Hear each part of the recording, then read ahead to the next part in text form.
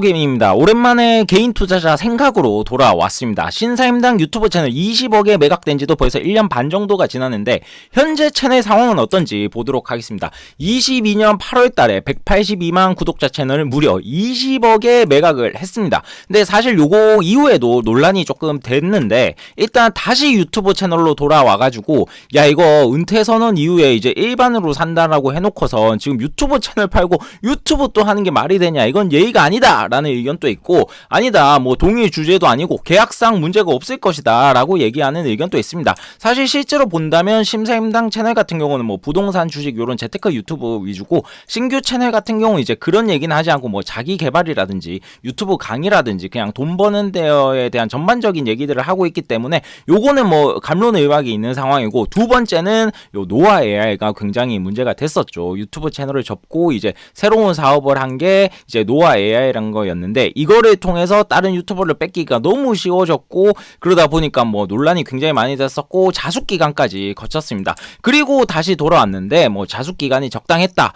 아니다, 뭐 너무 짧다, 이게 말이 되냐, 뭐 이런 식으로 얘기들이 굉장히 많은 화제의 인물이 주원규 PD님입니다. 하지만 저는 뭐 이런 논란을 다루는 채널이 아니고 주식 유튜브로서 철저히 주식 채널 신사임당에만 초점을 두고 한번 얘기를 해보도록 하겠습니다. 다시 시계를 돌려서 22년도 7일에 디피님이 인수를 했습니다. 그 당시에 얘기가 많았죠. 야 20억 싸다 라는 얘기가 왜 나왔냐고 하면, 월 수입이 1.5억이기 때문에 이거 한 1년 정도만 하더라도 충분히 원금 회수가 가능하고, 뭐 월 수입이 반토막 3분의 1토막 나더라도 몇 년 이내에 원금 회수가 가능하다, PER로 치면 1, 2기업이다 라고 얘기를 했습니다. 그리고 또 일각에서는 3%뭐 2천억 3천억 IPO 얘기가 나오는데, 이거는 20억이면 진짜 싸다라고 하면서 기사들 중에서는 일부는 유튜버들 20억 이거 너무 싸기 때문에 실망을 하고 있다 라는 기사까지 나왔습니다. 한편 비슷하다라는 얘기도 있었죠. 맛집에 이거 주인이 바뀌면, 갑자기 바뀌면 이거 되냐,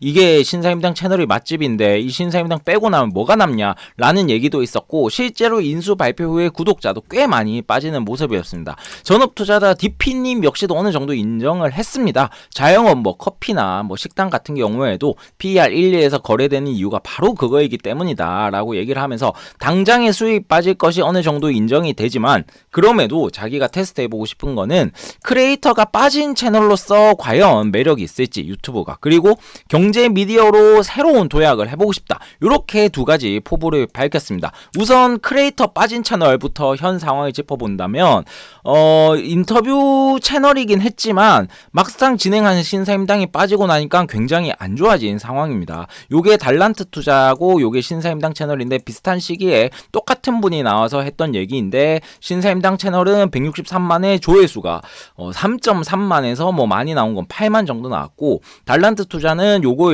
2분의 1밖에 안 되지만 조회수가 그것보다도 훨씬 더 많이 나오는 모습이었습니다. 그리고 다른 영상들을 보더라도 이 163만 채널에 비해서 매우 아쉬운, 뭐 1만 회도 안 되는 것도 많고, 많이 나와도 10만 회가 넘기가 힘들고, 이런 부분들이 매우 적고 있습니다. 사실 크리에이터가 빠진 유튜브 채널이 다른 성공 사례는 그래도 생각보다 나오고 있습니다. 뭐 침착맨이라든지 요 슈카월드 코믹스도 어느 정도 성과를 거두고 있는데, 두 개 채널의 동공점은 완전히 메인 크리에이터가 빠진 것이 절대 아닙니다. 뭐 잠깐 휴식기를 가지거나 일부 영상들에서 없을 뿐이지 여전히 주요한 비중을 갖고 있고, 그리고 플러스 알파로 슈카와 관련된 사람들, 그리고 침착맨에서 활약을 이미 했던 사람들 위주로 나오면서 요분들이 서서히 확장을 해나가고 있는 것이지, 뭐 갑자기 없어져서 채널을 양도해서 잘된 케이스는 아직까지 제 개인적으로 못 봤고, 주식 채널로 보더라도 이 세무사님 제가 잘 챙겨보고 있는데,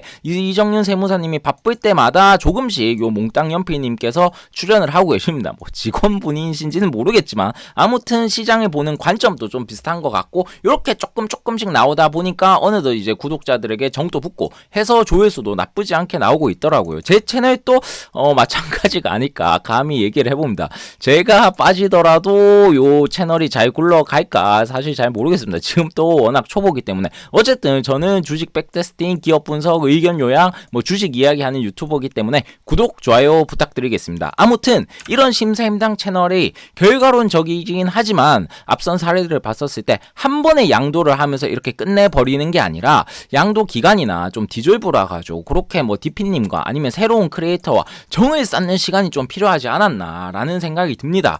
근데 그 유튜버 주원규님께서는 이제 새 출발이라고 하면서 물론 주제는 다르지만 조회수 벌써 잘 나오고 심지어 구독자도 40만 명이 넘은 게 있다 보니까 이런 부분에서 악재가 겹쳤다라고 생각을 하고 있습니다. 그렇다면 두 번째 테스트, 경제 미디어로서 도약은 어땠나? 요 인수 당시 할 때 너무 요 주식 유튜버 요즘 인터뷰 돌려막기가 너무 심하다. 그래서 본인은 좀 새로운 콘텐츠를 해보고 싶다라고 얘기를 했습니다. 그래서 채널에 들어가서 보면 요게 쇼츠긴 하지만 1700만 회까지 조회수가 나오는 모습이었고 요 종목 발굴단이라는 콘텐츠를 진행을 했었습니다. 근데 쇼츠에 비해서 막상 본 영상은 조회수가 10만이 잘 못 넘기는 모습이었습니다. 근데 이게 프로그램 제작비라든지 영상을 보시면 굉장히 고퀄이거든요.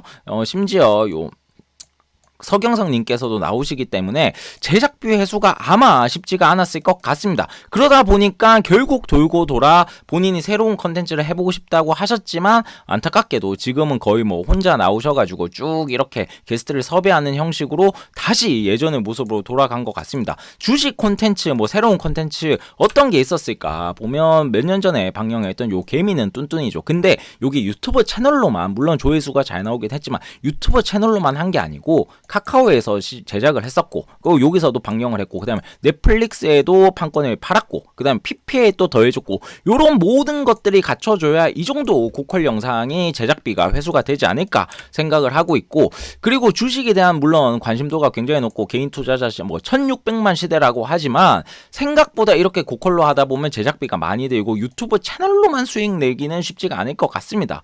뭐 요런 쇼박스라든지 예능 등에 비해서 어찌됐건 주식 유튜브 채널 타겟팅을 좁을 수밖에 없기 때문에 이게 일단 만만치 않을 것 같고 그럼에도 불구하고 요 헬창의 삶이란 콘텐츠가 있었는데 제가 요거를 조금 오마주해서 저도 주식 중독 패러디에 대한 웹드라마 같은 걸 찝어 보고 싶기는 합니다. 아무튼 이게 쉽지는 않을 것 같고 현 상황을 종합 요약하자면 크리에이터가 없는 채널 이거는 한 번에 빠지면 안 된다는 거를 약간 몸소 증명해 주셨지 않나 싶고 경제 미디어로서의 도약 이것도 사실 제작비 회수가 쉽지가 않았다. 그러다 보니까 결국에는 이전처럼 인터뷰 영상 위주로 운영이 되고 있다라는 게 제 결론입니다. 원금 회수 뭐 1, 2년이면 한다고 하셨는데 지금 뭐 사이트에 따라서 다르고 뭐 정확한 수익을 알 수는 없지만 아무튼 대충 쳐봤을 때 한 300에서 400 많이 잡았을 때도 500만 내외 정도로 추정이 되고 있습니다. 그러면 수익이 뭐 반토막 3분의 1 토막 가정했을 그 최악의 상황보다도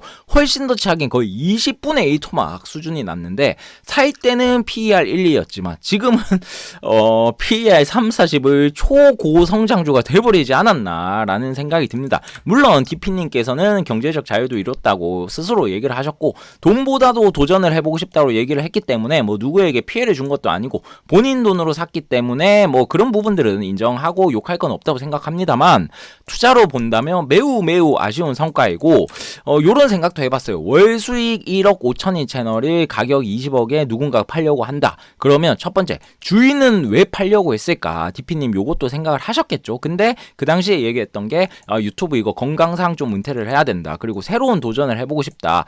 물론 요 새로운 도전이 노아 AI여가지고 조금 문제가 됐지만 아무튼 요거는 납득을 했다라고 생각을 합니다. 하지만 왜 이 진짜 황금알을 낳는 거위 같은 이 채널을 다른 사람은 아무도 안 사려 했을까?